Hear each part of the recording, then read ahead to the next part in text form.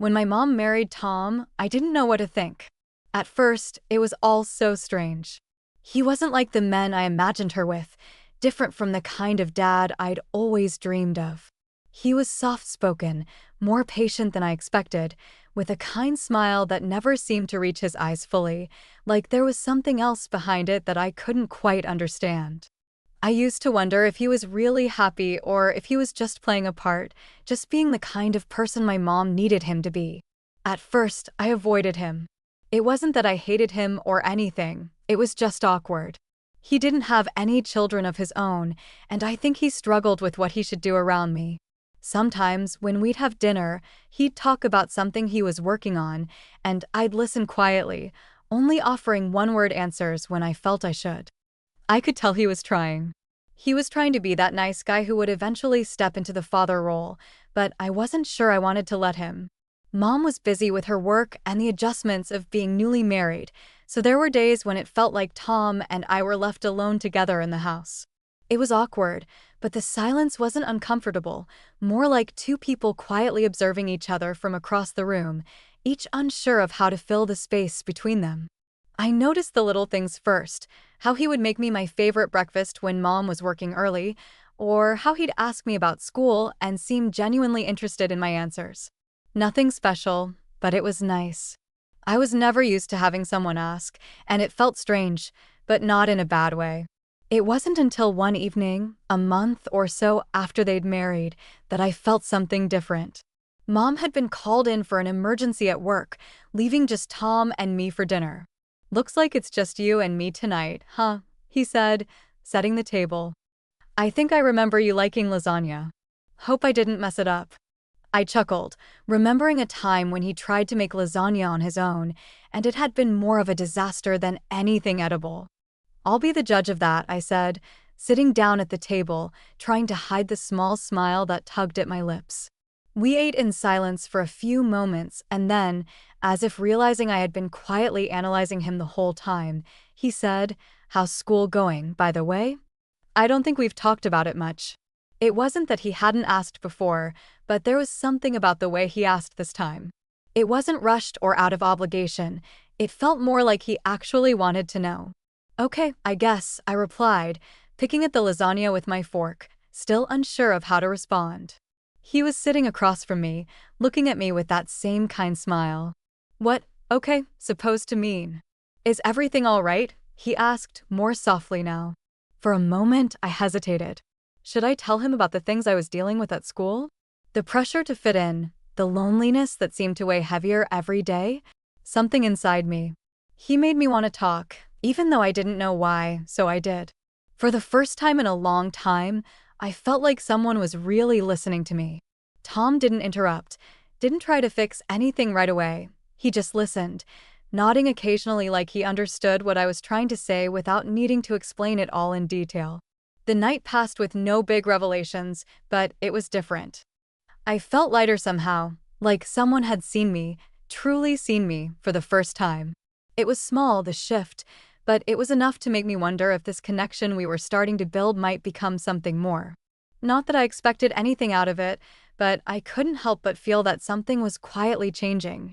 That evening after dinner, as we both helped clean up, the quiet didn't feel heavy. It felt easy in a way I hadn't felt in a long time. Maybe that was what started it all.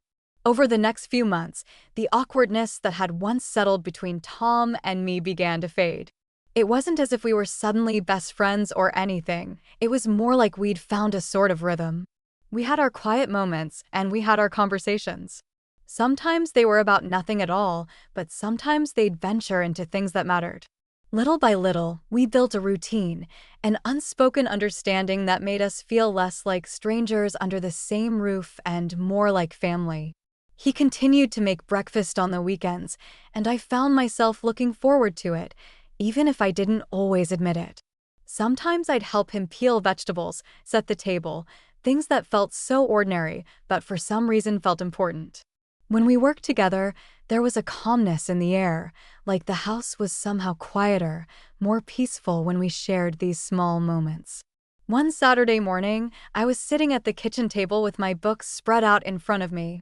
Tom was cooking something. He was trying a new recipe. I could tell by the faint smell of garlic and something I couldn't quite place. I was so focused on my work that I didn't notice him standing nearby, his gaze lingering on me for a moment longer than necessary. When I looked up, he quickly shifted his attention back to the stove. "You okay?" he asked, his voice softer than usual. I nodded, though the truth was that I wasn't entirely sure I was. There were a lot of things on my mind: school, friends, the whole mess of being a teenager, trying to figure out who I was and where I fit in. I didn't think he would understand, so I just smiled and gave a quick, "Yeah, just busy." Tom seemed to sense the lie, though, or maybe it was just a fatherly instinct kicking in. His eyes softened, and instead of pushing me, he went back to cooking, allowing the space to linger. A few moments later, he turned and sat down a plate in front of me, the warm smell of fresh toast and eggs filling the air. I wasn't sure why, but that small gesture, his quiet understanding, the way he didn't push me for answers, more made me feel closer to him, more than just a stepfather, more than just a man living in the house with us. It was starting to feel like something deeper, something I hadn't expected. "Thanks," I said, picking up my fork. "This looks good." "Good, I'm glad you like it," he replied, smiling but not saying anything more. There was something in his smile, though, a kind of warmth that made me feel like he really cared, even if he didn't have all the answers. We ate in silence, the noise of the house outside this little bubble of calm. It wasn't uncomfortable, it wasn't forced. It was just natural. But it was also more than that, and I could feel it, though I didn't quite know what to make of it. There was a growing sense of trust, of companionship in those small moments. I realized then that Tom had become someone I relied on in a way I hadn't allowed myself to admit, not just for the little things like breakfast or fixing things around the house, but for the quiet comfort of knowing that he was there without needing words to explain it. At times, I found myself wanting to talk to him more, to share the things that had been weighing on me, things I wasn't sure how to say to Mom. But when I'd open my mouth, I'd hesitate. There was always that tiny voice in the back of my head telling me to keep the distance, to not get too close, because after all, he was still my stepfather, and there were lines that couldn't be crossed. But no matter how much I tried to keep things at arm's length, something about him, the way he listened, the way he treated me, kept pulling me in. And so the days passed, and I found myself spending more time around him. I noticed how easy it was to talk to him about the little things: schoolwork, random facts, the books I was reading.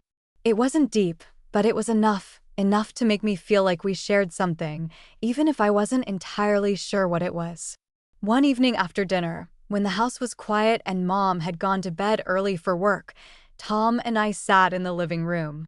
I was curled up with my book, and he was watching some documentary on TV, though I could tell he wasn't paying much attention. We were both lost in our thoughts, our small corner of silence. I couldn't help but steal a glance at him now and then, noticing how his expression softened when he thought no one was looking. It was moments like these that made me realize he wasn't just trying to be a good stepfather anymore. Somewhere along the way, I think we had become something more to each other, something unspoken, unacknowledged, but undeniably there. I still wasn't sure how I felt about it. I didn't know where this was heading, but I knew that something had shifted between us, and that shift felt significant. It wasn't until winter came that things began to shift in a way I hadn't anticipated. The days grew shorter, and the air outside turned crisp, but inside the house felt warmer, more alive. Maybe it was the holidays approaching, or maybe it was. It's just the way things had quietly changed between Tom and me, but I started to feel a sense of something more real, more tangible. Mom had been working late again, her usual hours stretched even longer as she tried to juggle the responsibilities of her job and home. As the holiday season drew nearer, she became more distracted, more distant, leaving Tom and me alone together more often than usual. It wasn't a problem at first. In fact, I welcomed it. Our usual routine: Tom cooking, me quietly observing, both of us exchanging the occasional joke or smile, had become a comforting part of my days. But one evening, just before Christmas, I noticed something different, something I couldn't quite place at first, but it lingered in the air between us like a tension that hadn't been there before. It was late, and we had just finished cleaning up after dinner. Tom was sitting in the living room, flipping through channels on the TV. I was supposed to be doing my homework, but the words on the page wouldn't stay still. My mind kept wandering. I glanced over at him, watching as he absent-mindedly rubbed his forehead, the lines of exhaustion faintly visible across his face. He'd been working so hard, and I wondered if it was the stress of the holidays or something else that was wearing on him. "Tom," I said, my voice soft, "are you okay?" He glanced up, surprised. "Yeah, just a little tired," he replied, offering a smile that seemed more strained than usual. He was trying to hide it, I could tell. But there was something in his eyes, a quiet sadness that hadn't been there before. "I can tell," I said, setting my homework aside. "You don't seem like yourself lately." He chuckled softly, the sound a little too sharp to be genuine. "It's nothing, just the usual work stuff." I didn't press further. I wasn't sure why, but I felt like I was stepping into territory I wasn't meant to explore. Even so, I couldn't help but notice how much he'd changed since that first awkward dinner we had together. The connection between us, subtle at first, had grown stronger, deeper. I could talk to him now about things I couldn't share with anyone else, things I hadn't even shared with Mom. Still, there were things I couldn't bring myself to say. I was afraid that if I said them out loud, it would change everything, that it would break the fragile understanding we had built over time. When I looked back at Tom, he was staring out the window, his gaze distant. He hadn't noticed I was watching him. Something in the way he looked at the world beyond that window, almost longing, almost lost, stirred something in me. I felt an odd kind of empathy for him in that moment, an understanding of how lonely he must feel sometimes, even though he was surrounded by people who cared. I stood up and walked over to the couch, sitting down beside him. At first, neither of us spoke, but then, as if it was the most natural thing in the world, I leaned my head on his shoulder. I didn't know why I did it. It wasn't something I had planned it. It wasn't even something I had been consciously thinking about, but in that moment it felt right. He tensed, and I could feel it, but only for a moment. His body softened after a few seconds, and he didn't pull away. I could feel the warmth of his body, the steady rise and fall of his chest as he breathed, and it was the most peaceful I had felt in a long time. "Thanks for everything, Tom," I whispered, not sure if he heard me or not. For a long time, he didn't say anything. He just sat there, his arm gently resting against mine, neither of us breaking the silence. I could hear the sound of the clock ticking in the background, a constant reminder of time moving forward. Yet in that moment, it felt like time had stopped altogether. It felt like we were in a small bubble, away from everything, away from the world, away from the uncertainties and complexities of our lives. When he finally spoke, his voice was quiet, almost hesitant. "You don't have to thank me for that." I wanted to say more, but I didn't. Instead, I just nodded, my eyes growing heavy as the warmth of the room settled over me. The unspoken connection between us had become stronger, more undeniable. I was beginning to realize that in some ways, I was relying on him more than I had ever allowed myself to admit. And as much as I tried to ignore it, I knew that it wasn't just because he was my stepfather. There was something deeper, something I wasn't ready to name, let alone understand. As I drifted off to sleep on the couch beside him, I couldn't shake the feeling that something was coming, something big, and I wasn't sure how to stop it. It was when winter arrived that I realized everything had begun to shift. The days grew shorter, and the outside air became cold, but inside the house felt warmer, more alive. Maybe it was because the holidays were approaching, or maybe it was just the way things had slowly changed between Tom and me, but I started to feel something deeper, something more real. Mom had been staying late at work more often than usual, but this time I could feel the distance between us growing. She was distracted, absorbed in her responsibilities, leaving Tom and me alone together more than ever. It wasn't a problem at first. In fact, I even welcomed it. Our usual routine, Tom cooking, me quietly watching, both of us sharing the occasional joke or smile, had become a comfortable part of my days. But one evening, just before Christmas, I noticed something different. It wasn't that anything had changed on the surface, but there was a strange unspoken tension in the air, a quiet weight that hadn't been there before. It was late, and we had just finished cleaning up after dinner. Tom was sitting in the living room, flipping through TV channels. I should have been doing my homework, but my mind wouldn't focus. I kept thinking about everything, about school, about Mom, about everything. I glanced over at him. He was staring out the window, his brow furrowed as if lost in thought. C was gone, replaced by something heavier. I couldn't quite figure it out, but I could tell he was troubled. "Tom," I said, my voice quiet, "are you okay?" He looked up, startled, and then quickly tried to mask his expression with a smile. "Yeah, just a little tired," he said, though it didn't quite reach his eyes. "Work's been busy." I nodded, but I could tell it was more than that. There was something in the way he spoke, in the way he avoided looking at me directly, that made me feel like he was carrying something heavy inside. I didn't push him, but I couldn't help but notice the change. There was an emptiness there now that hadn't existed before, and as much as I hated to admit it, I felt it too.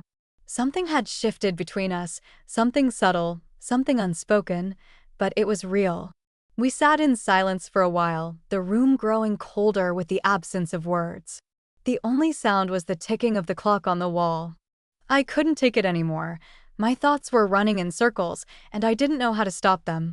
I stood up and walked over to where he was sitting, a strange impulse pushing me forward. When I reached him, I sat down next to him on the couch, just a few inches away. We didn't say anything. We just sat there side by side, as if we were waiting for something to happen. Then, without thinking, I leaned my head onto his shoulder. It wasn't intentional. It wasn't something I planned. But as soon as I did it, I realized that it felt right in a way I couldn't explain. For a moment, he stiffened, his body going rigid, but then he didn't pull away. Instead, he relaxed just a little, and I felt his warmth against me. He didn't say anything for a long time, and neither did I. The quiet hung in the air between us, thick with things unsaid. The only sound was the steady rise and fall of his chest as he breathed. I could feel his presence more intense than ever, but at the same time, it was like everything else had faded away. "Thank you for everything, Tom," I whispered, my voice barely audible. He didn't reply immediately. Instead, he simply placed his hand on mine gently. There was no rush, no immediate need to break the moment. He just let it linger, like he was waiting for me to say more, or maybe like he was waiting for himself to find the words to respond. After what felt like an eternity, he finally spoke, his voice low and careful. "You don't have to thank me for that." I wanted to say more. I wanted to explain how much this all meant to me, how much he had come to mean to me, but I couldn't. The words wouldn't come. In that moment, I realized how much I had come to rely on him, how much I needed him more than I had ever allowed myself to admit. But I also knew something else. This couldn't continue. This couldn't go any further. The sound of the front door opening suddenly broke the silence. It was Mom coming home from work. We both froze, startled, as she stepped into the living room. "What's going on?" she asked, her eyes scanning the room. I was searching for some sign of what had happened. Tom quickly stood up, stepping back as if nothing had changed.